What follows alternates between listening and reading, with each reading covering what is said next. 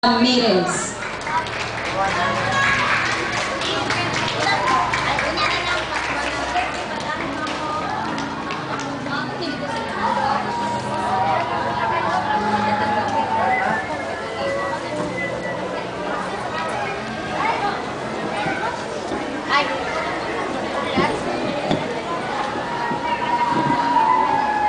Ang Pasko Batanes ay parte ng pinakailagang bahagi ng Luzon.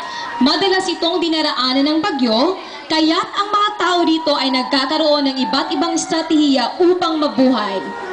Ang babaeng Ivatan ay kadalasan nakikita ang nakasuot ng vakul at basket sa likod nito upang mapaglagyan ng mga inaning prutas at gulay mula sa taniman. Ang vakul ay gawa sa hibla ng abaka. Ginagamit ito bilang panangga sa init ng araw at proteksyon sa panahon ng tag-ulan at taglamig. Sa isang bulubunduking bahagi ng Batanes, may isang magandang dilag na namuhay nang matahimik kasama ang buong masayahing pamilya nito. Siya ay nangungulikta ng mga puno.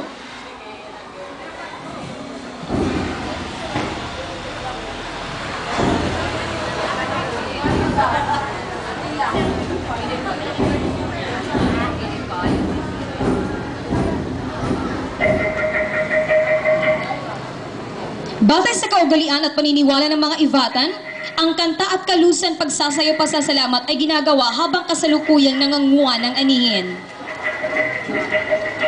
Pagpapakita ng pasasalamat sa may kapal.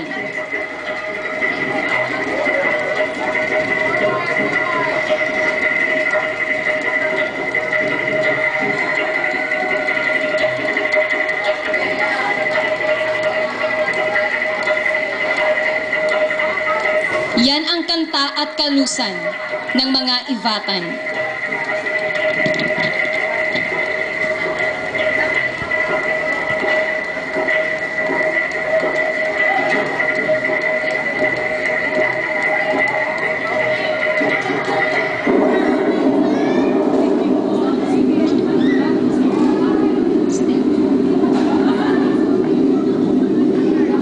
Sa galagitaan ng pag-aalay, may mga nangahas na mga masasamang loob na maril sa hayupan ng binibini at siya'y nahagip ng bala.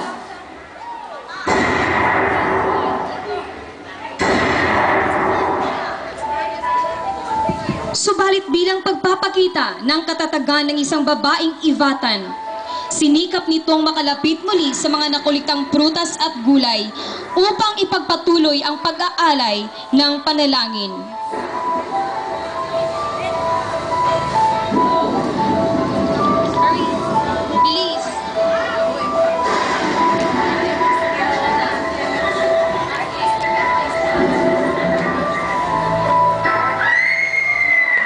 Ihinaan na lamang sa sigaw ng matining galit na nadarama nito at ipinapatuloy ang pag-aalay ng panalangin sa likod ng pighati.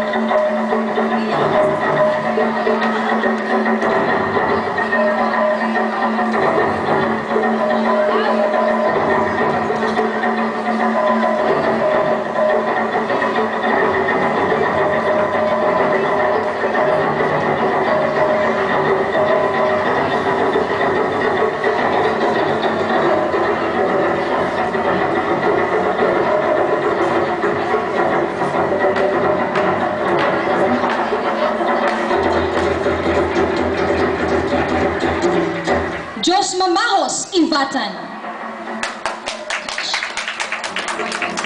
So, sabi? Oh.